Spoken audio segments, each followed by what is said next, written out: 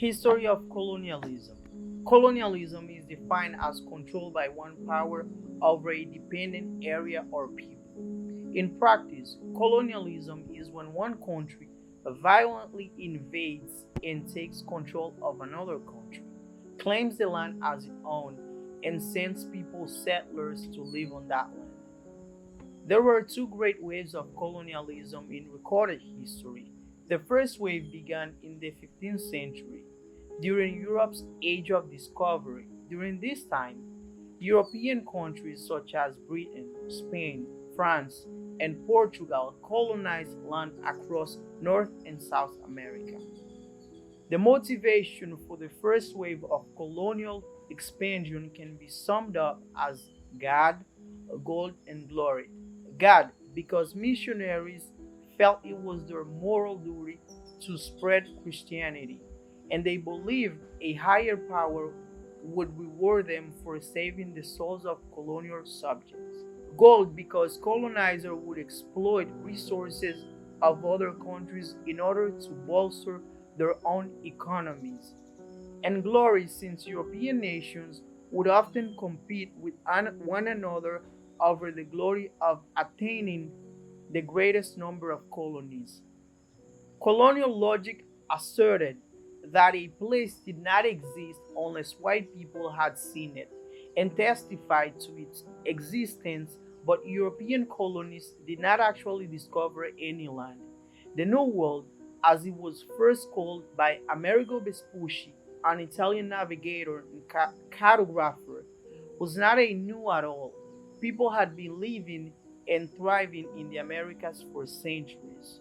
Yet, in many history books, Europe's expansion is remembered as exploration, and the men who helmed ships that landed in foreign countries and proceed to commit violence and genocide against native peoples are remembered as heroes. One of these men, an Italian explorer named Christopher Columbus, even has a federally recognized holiday to honor him. Columbus thought he was on his way to Asia, but found himself in the Caribbean instead. The first indigenous people he came across were the Taino, who accounted for the majority of people living on the island of Hispaniola, which is now divided into Haiti and the Dominican Republic. They had a highly involved and complex culture, but this did not stop Columbus from claiming the island and its inhabitants for Spain. By 1550, a mere 58 years at first, he first landed on the island. What was once a thriving culture and community was severely decimated by European diseases and the brutality of newly instated slave economy. The second wave of colonial expansion began during the 19th century, centering around the African continent in what is called the Scramble for Africa. European nations such as Britain, France, Portugal, and Spain slide up the continent like a pie, creating arbitrary borders and boundaries, claiming large swaths of land for themselves. These artificial borders split cultural groups, resulting in fierce ethnic tensions that have had devastating ramifications throughout the continent. Indigenous political, economic, and social institutions were decimated, as were traditional ways of life, which were deemed inferior.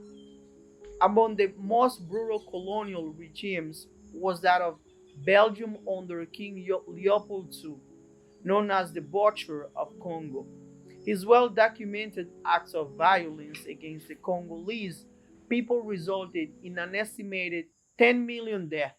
Belgium, like a lot of the white Western world, can directly attribute much of its wealth and prosperity to the exploitation and death of indigenous people of color. The treatment of the indigenous people on the land, now known as the United States, is just as horrifying. The primarily British Europeans who settled here just like the Europeans who settled in Africa and the rest of the Americas, overall did not care that there were people already living on the land. The majority did not want peace and harmony between cultures. They wanted the land for themselves. They did not want to share the abundant resources. They wanted to generate wealth to fill their own pockets. Most had no respect for indigenous culture or histories. They wanted to enforce their own instead. These colonizers did not care that land was considered sacred and monument and communal. Most believed that everything, including the earth, was meant to be bought and sold. The Europeans who first settled along the east coast of the United States believed it was their first manifest destiny, or a God granted right, to claim territory for themselves and their posterity as they spread across the entirety of the continent. US, they pushed indigenous populations who had lived on and tended to the land for millennia farther and farther west. Native Americans were moved to reservations, parcels of land that were barren and far from economic opportunities. In 1830, President Andrew Jackson, held by President Donald Trump and commemorated on the U.S. 20 bill, signed the Indian Removal Act, which led to the forced removal, relocation, and mass death of thousands of indigenous people. In 1838, the Cherokee were forced west by the U.S. government, which seized control of their land. Forced to walk thousands of miles, an estimated 4,000 Cherokees died on what would later come to be called the Trail of Tears. This historic loss of lives, land, and culture has led to what Maria Yellow Horse Braveheart, social work and professor, describe as historical trauma, intergenerationally, emotional, and psychological damage. The legacy of colonialism continues to manifest in obvious ways. Many of the world's poorest countries are former European colonies. Walter Rodney's groundbreaking book, How Europe and Underdeveloped Africa, makes the claim that poverty on the continent can be traced back to European exploitation of African resources. In the United States, those living on reservations experience extraordinarily high poverty, alcoholism, unemployment, and suicide rates. In less obvious ways, the violence of colonial thinking continues to shape the tragedies of countries that were once colonizers too. Colonizers believed that the world was theirs for the taking, saw the masses of people as disposable, and believed that nothing mattered more than currency. In white men's pocket, as the world stopped, 1% continue hoard the majority of the earth's resources and the unending quest for profit trumps the needs of majority of people. It becomes clear that colonialism is not just a relic of the past.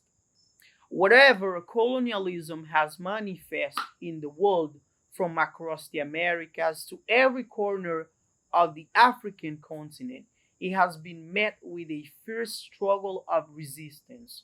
Throughout history, indigenous people have risen up and successfully overthrown colonial powers, demonstrating that while colonizers could steal land and resources, they could not take their dignity or a people determined to be free. Early history. Haiti has a uniquely tragic history. Natural disaster, poverty, racial discovery, and political instability have plagued this small country throughout its history. Before the arrival of Europeans, Arawak, also known as Taino, the Carib Indians, inhabited the island of Hispaniola.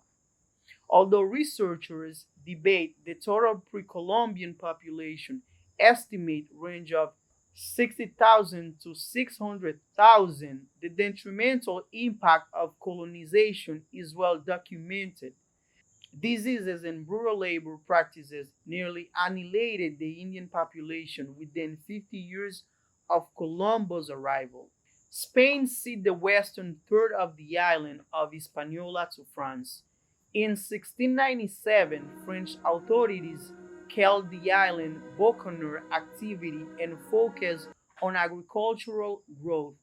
Soon, French adventurers began to settle the colony, turning the French portion of the island, renamed Saint Domingue, into a coffee and sugar producing juggernaut. By the 1780s, nearly 40% of all the sugar imported by Britain and France and 60% of the world's coffee came from the small colony. For a brief time, Saint Domingue annually produced more exportable wealth than all of continental North America. As the indigenous population dwindled, African slave labor became vital to Saint Domingue's economic development. Slaves arrived by the tens of thousands as coffee and sugar production boomed.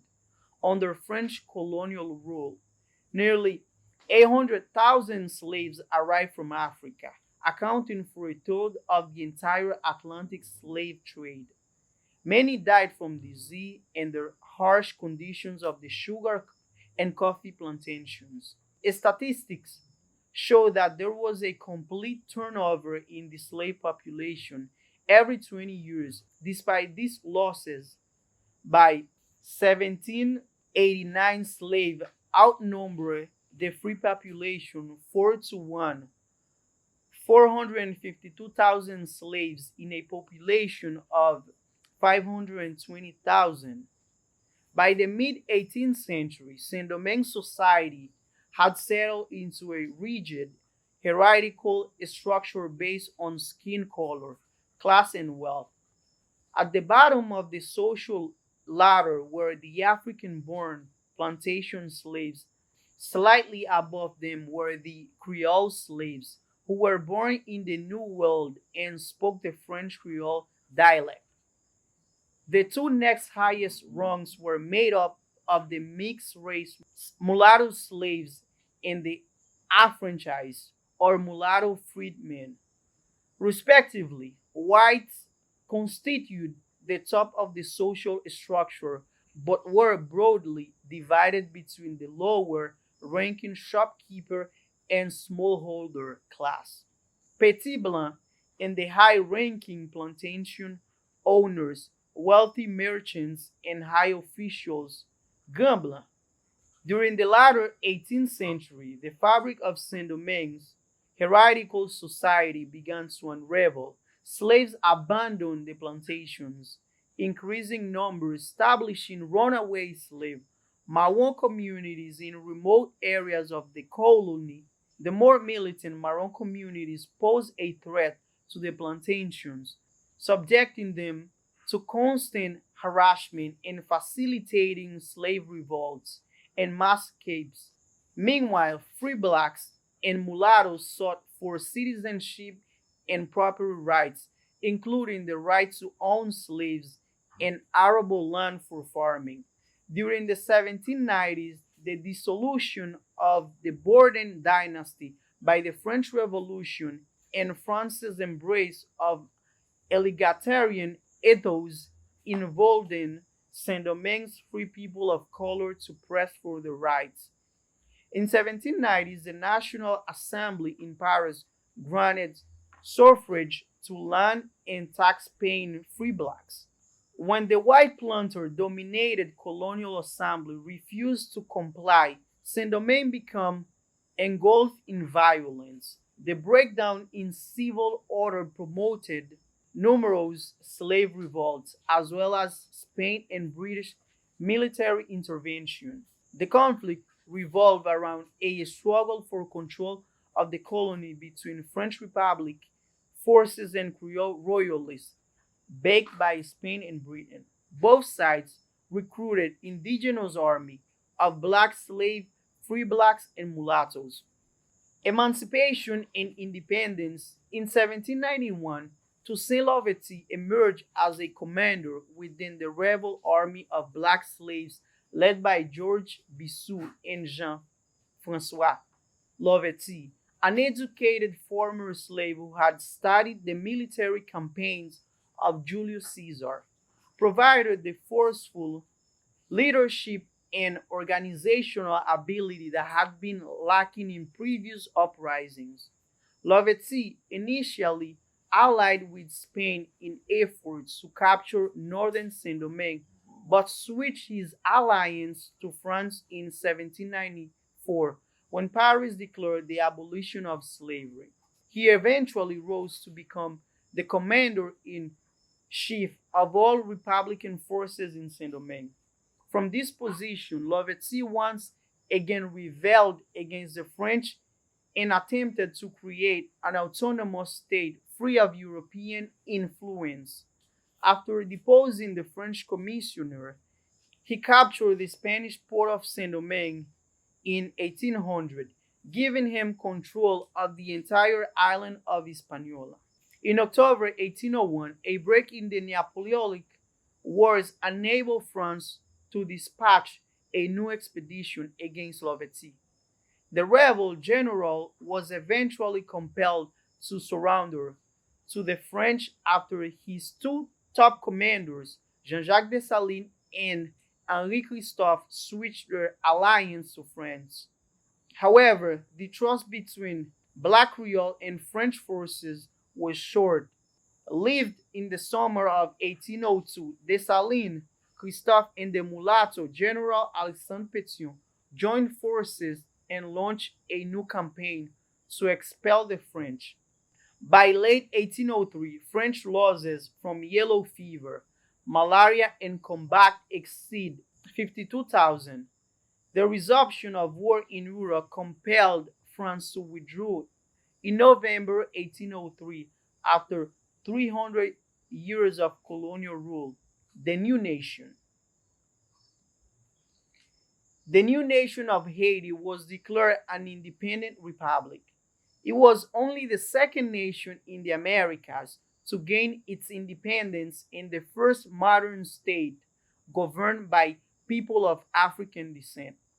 During the early years of independence, Haiti's cohesion, autonomy, and finances remained precarious.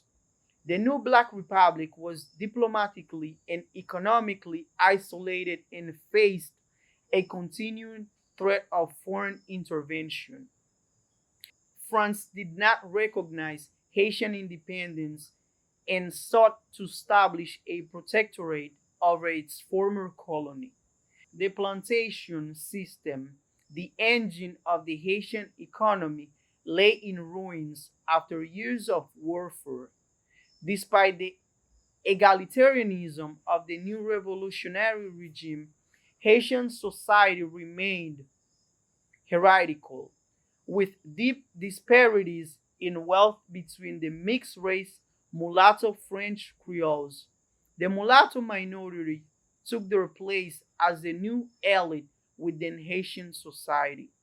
Rural labor resisted efforts by mulatto landowners to rebuild sugar plantations, preferring instead to work the land independently. Upon independence in 1804, Louverture Lieutenant Dessalines became Haiti's first head of state, an autocrat who ruled mainly through force. Dessalines declared himself Emperor Jacques. His despotic rule, which the mulatto elite resisted, ended with his assassination in October 1806. Partition following the death of Dessalines, a bitter power struggle developed between two of the surviving leaders of the independence movement, Henri Christophe and Alexandre Pétion. A constitutional scheme whereby Christophe and Pétion would jointly govern the country quickly fell apart, leading to a territorial partition that lasted from 1811 to 1820. reunification, and annexion of Santo Domingo. In 1820, following the death of both Christophe and Pétion, forces from the southern half of Haiti, led by General Jean-Pierre Boyer, a mulatto, invaded the north and reunited the country. During his 2 decades as president, Boyer vigorously defended Haitian sovereignty through a combination of military confrontation and negotiation with the European powers. In 1822, Boyer invaded Santo Domingo, expelling the Spanish and imposing a 22 years occupation of the neighboring nation. Toward the end of his tenure, Boyer negotiated a payment to France of 150 million francs, later reduced to 60 million francs as indemnity for the loss of the colony. In exchange, France recognized the Republic of Haiti and restored trade relations. Although the indemnity helped secure Haiti's political independence, it imposed a crushing economic burden that weighed heavily on future generations. Boyer held office until his overthrow in 1843 by a conspiracy of reformist mulattoes. In February 1844, a band of Dominican nationalists took the opportunity of Boyer's ouster to attack the Haitian garrison in Santo Domingo and declare an independent Dominican Republic.